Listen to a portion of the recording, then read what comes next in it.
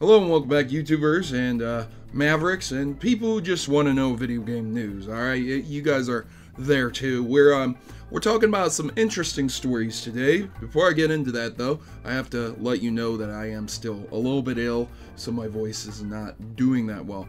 Before I jump into the news, Rap Power sent me a battery bank. I don't make any money off of this. They didn't give me an affiliate link or anything like that. They just wanted to give you guys several battery banks away. So they're giving away about 3 battery banks, and these things are really cool. They're really great for Nintendo Switch or your phones or other devices that do use a USB interface. We have 2 iSmart ports here and an in, of course, to charge the bank itself. That's almost 17,000 milliamp hours, which is really good considering one of the newer phones today, the Galaxy S8 Plus, is 3,000 milliamp hours. This thing supports fast charging. It's really nice. It's small, it's slick, and it also comes with the cables that would be needed to charge some devices. Now, very nice battery bank that they sent me, and they wanted to give you some. So I figure, why not? I'll let my fans win this device, and yeah, that's all there is to it. With that said, let's jump right into the news. Ladies and gentlemen, Zelda Breath of the Wild director, producer, discusses speedruns, shrine skips, and everything else. Now, this entire article boils down to them saying, yes, we're thumbs up, 100%. We don't mind shrine skips, we don't mind glitches, we don't mind anything else, because Zelda Breath of the Wild was built with the notion that there should be multiple solutions to the problem. So they don't have a problem with this at all. So anyone out there thinking on Twitch or on YouTube, hey, you know, in the past Nintendo's really not liked what some creators have done, they don't have a problem with this at all whatsoever. So that's awesome, and I could have kind of guessed that from what I've inferred from the game itself over the last few months. Nintendo has talked about why DLC is such a good fit for the Switch, which I have to disagree with it. DLC is a good fit for any game that deserves it. If you put out a game and people really love it and they want more of it, but you can't make a new game for several years, like Zelda, DLC is a good fit for it, man. Put out some decent DLC for it, not just, you know, an add-on for a skin pack or something. But what they ended up saying is that they think it's a good fit because the compatibility and the idea of additional content, and the Nintendo Switch compared to other recent hardware makes the ability to download titles in their entirety. It's a nice console that you can carry as a portable and play those games. And I guess I don't really know what they were going with this, because the 3DS lets you download games and you can get DLC content for 3DS games, you know what I mean? So it's like, okay, so what, the Nintendo Wii and the Wii U wasn't a good fit for DLC?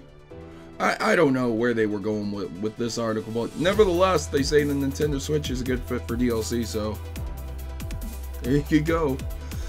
There's been a report that Nintendo is delaying their 64GB game cards for the Switch until 2019. I'm not sure if they're talking about support for it, because I think you can buy third-party game cards that are 64GB, you know, for your internal storage. But nevertheless, they say they're, you know, delaying the ones for them. This is according to Wall Street Journal, and the reasons given were technical issues. I don't know, man. I'm not an engineer, so I can't say for sure. It's just a technical issue. Moving on, we have how to stop ads from appearing on your PS4's homepage. Yeah. So there's ads that are popping up on the PS4's homepage, specifically Destiny 2, which has pissed off a lot of people with Destiny 2's controversy. So we're talking about how to prevent this from happening. On your home screen, go to Settings, select System, Automatic Downloads, and uncheck Featured Content. And that's it, done. Your life is free of advertisements for now. You can't do this on the Xbox One, but you can do it on the PS4. And I am almost going to guarantee you that Sony will remove this option eventually. So enjoy it while you can, ladies and gentlemen. Experts have a reason to debate whether gaming disorder is real. Serious, I've been talking about this for my last 2 videos because it's a big thing. The World Health Organization has classified gaming disorder as a real disorder that is going to be drafted in 2018.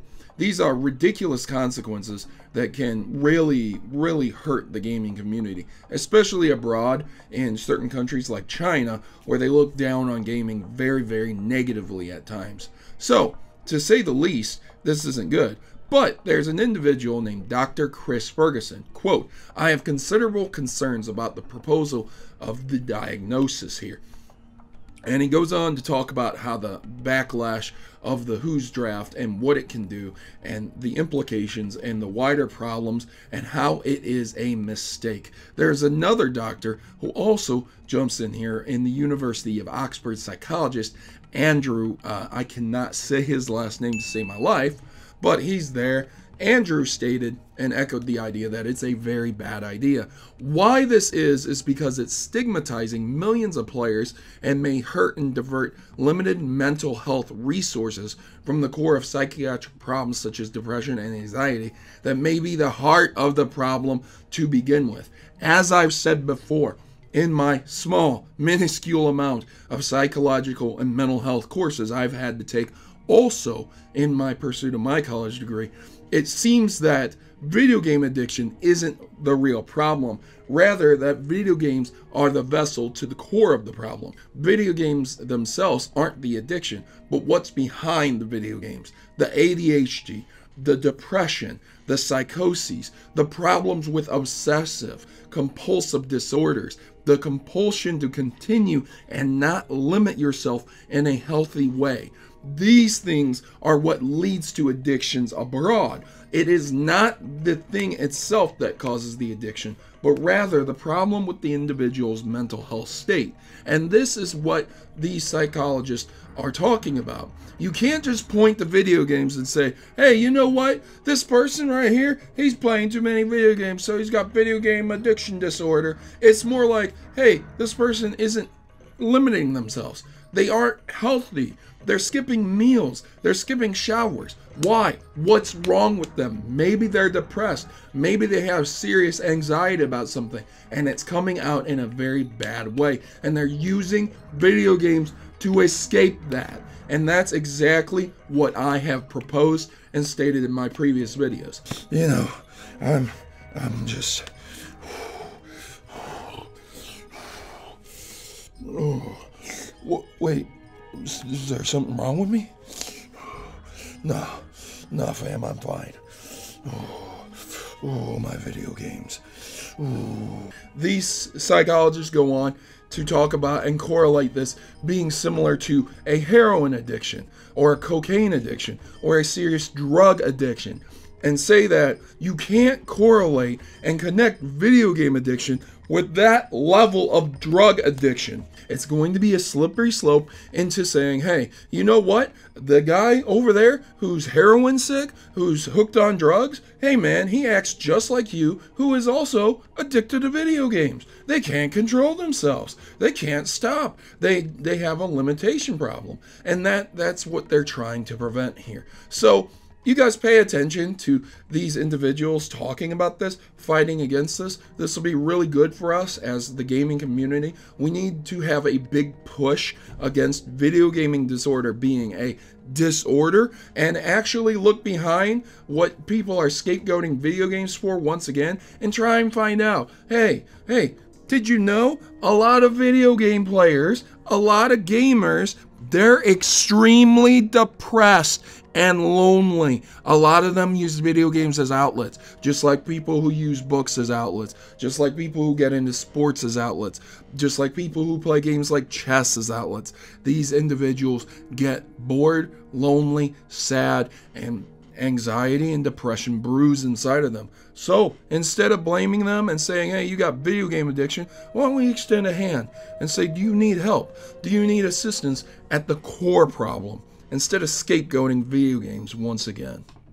So a modder has created a PlayerUnknown Battlegrounds style of mode in Counter-Strike. This is pretty cool. There's a YouTuber who showed this on a video, and in their video they explain and express and show how this works all together, which is really, really cool. If you guys are really interested in PlayerUnknown Battlegrounds but haven't got it but have CSGO, you can kind of test it out. I don't know if this will be something that will stay up because PlayerUnknown Battlegrounds has already come out and said, I hate how people copy my game and this, that, and the other. And so maybe they might end up sending a DMCA somehow in some way, shape, or form to take it down. So play it while you can, ladies and gentlemen. So an individual came out and said, I just got a bunch of Overwatch gift cards and I'm terrified to use them.